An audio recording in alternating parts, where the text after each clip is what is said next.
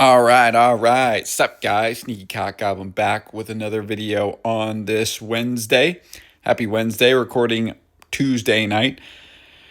And we got some update news. This is one of the craziest updates that I think will ever come in Clash of Clans, especially for someone. If you look back at my original videos, I used to play back in 2014 when the game was really starting out. And so, yeah, the update news, if people haven't heard, is in the thumbnail I say RIP to the training potion, because training your army is not going to take any time anymore, which is crazy. No training time whatsoever. No boosts, no training posts. Like, this is absolutely wild. Like, I'm surprised that they're doing this. I didn't expect this. I know they've reduced it over time. The OGs will remember when it took 45 minutes to train one P.E.K.K.A. One P.E.K.K.A. And now it takes 2 minutes. So, obviously, the game has changed quite a bit. A couple years ago, or just a year ago, it was resources that it cost to create troops. And now it's kind of shifted, instead of gems to donate, now it's going to take resources, which I think is a great change too, and we'll dive into that. But people, there's a couple people that are like jumping. A lot of people obviously are saying this is great. And I'll do some war attacks from our previous war, and I'll discuss that as well. Are great. And then some people are just like kind of concerned. They're like, what is going on? Like, here's the issues that could come of this. Like, people could spam e-drags and then force quit the game because there's no training time. So you can do unlimited attacks. And it's like, people do that anyways. Like, I already do that. Like, and obviously you could do it over and over and over again and farm and stuff. But quite frankly, if you're going to put the effort to do that, like, that's only helping Supercell as far as enhance their player count, and get more people to play the game. Like, that's only going to benefit them. That's not going to deter or any way, shape, or form. Like, they want more people active on that. Maybe that in turn gives them, if they're that active, maybe they'll decide to do certain things with the game that they wouldn't have done otherwise, because they have to wait 45 minutes for their army to train.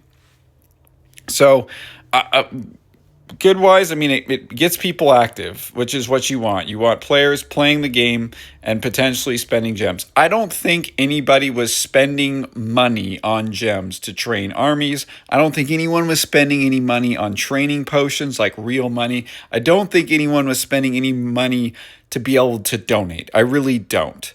So I think this gives, from a business perspective, I think this is a fairly good decision, because it incentivizes them to be like, okay, yeah, we're going to make this decision. Not only we're going to make this decision, but it makes sense. We're going to get people more and more active, and hopefully they'll spend more money. That is the main goal of Clash of Clans, clearly. So there's definitely some business decisions behind it, especially to get more active players. And if you want a casual game, you need to do these kind of things. You need to make it casual for players to do this. If you don't, then people are just going to leave. Why would I wait 45 minutes for my army to train? That sounds awful. That does not sound enjoyable whatsoever. Not only why should I wait 45 minutes for my army to train, why should I wait, or why, if I want to donate, I have to train those certain armies, I have to wait for that. Like, it's inconvenient. And not only, and it's gotten better, but it's still inconvenient. And so, overall, a fantastic change for casual players, for rushers, for people that want to be more active. Absolutely unbelievable. Like, a fantastic change. Like, the people that are talking about this, it really does blow my mind if there's any sort of negativity. Like, I mean, this is great for the company, and it's great for players too. And that's fairly rare. And if there are negatives, let me know. What do you think are negatives of it, that could come out of it? The other thing that is coming out too is the fact that now, instead of spending gems to donate, then you spend resources. And what a great change. I want to be able to donate quickly to players. And I want to be able to donate from my second account or my donation account. This incentivizes players to play the game. you have to loot to get the resources needed, or you can use things that are dope like the Alchemist, which is a great addition to the game, to get the resources. And obviously, Dark Elixir troops will cost Dark Elixir. Elixir troops will cost Elixir. I'm assuming that's the same for Siege machines as well. There'll be Elixir donations. So I think it incentivizes people to donate. I think more and more people are going to donate, and it just makes the experience more fun, especially for players in smaller clans that don't have people that are that active. Like, if someone is out of the blue wants an ice golem, like, I gotta train the super troop. I gotta train the super troop, so I gotta purchase that. Then I gotta buy the super troop or train the super troops. Then I gotta donate them. It's just an inconvenient process.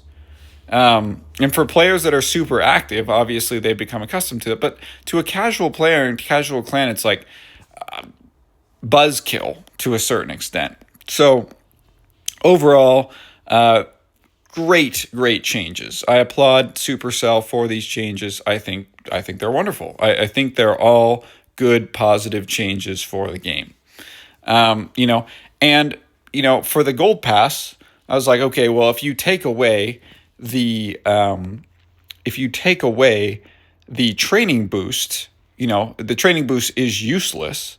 What do you replace it with? And you replace it with, everybody regardless, and this is a good change that they made, because it used to be you had to wait 20 minutes, I think, is the max to request donations. And now it is going to be 10 minutes across the board. And if you get the gold pass, it's less time. That's great, especially for me for content creation.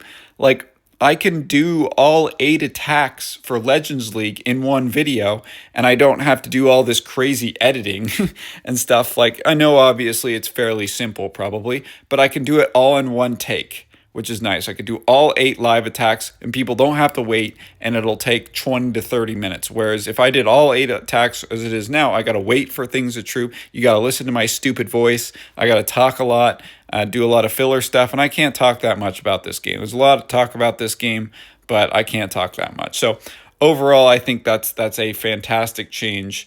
And I think that it brings value to the gold pass as well. You want players to be incentivized to utilize the gold pass, and I think the gold pass provides a lot of good value there.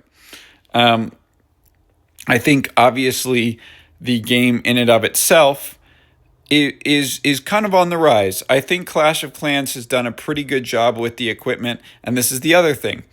This gives you more of an opportunity, and this is the one thing that I think Clash of Clans needs to work on, is how are they going to fix the equipment issue? Because I think that's their one pillar that that players, are a little bit frustrated with that. And I think being able to make it so it's easier for casual players to train and get their bonuses, their star bonuses and stuff like that, I think that only enhances it.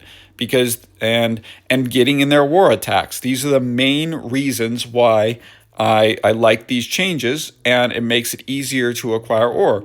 For the casual player, this is an insanely good update. The fact that now a casual player can, start up the game, train both their armies, and get their donations pretty much instantly because it's easier to donate is awesome.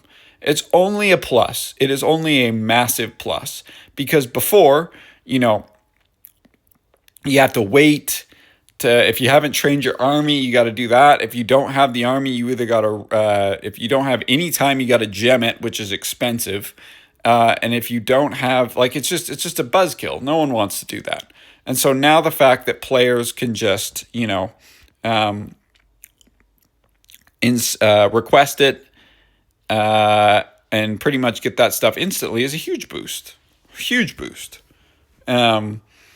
So it makes the casual player experience very, very enhanced. So I think it's a great update. It's a crazy update. Obviously, one of the most wild ones I've seen, considering how long I've played the game and how much it's changed.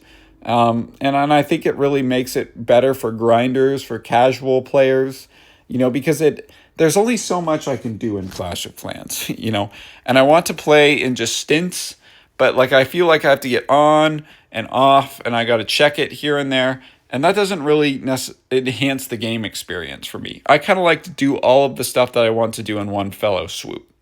Obviously, building upgrades, that's an anomaly. But when I'm actually playing the game and attacking and stuff like that, I'd like to be able to do it bang, bang, bang, bang, bang.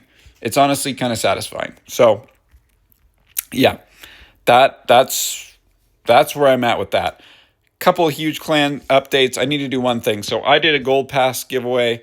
I'm gonna do this live. So Mac, I'm donating you this gold pass. I hope you receive it this time around. I don't know, another Mac got the other gold pass. I gave away 2 in the giveaway, so I wanted to do that live so it shows that I'm not full of it. And I am donating gold passes, and I think it's been great to do giveaways, and I'll do them in the future.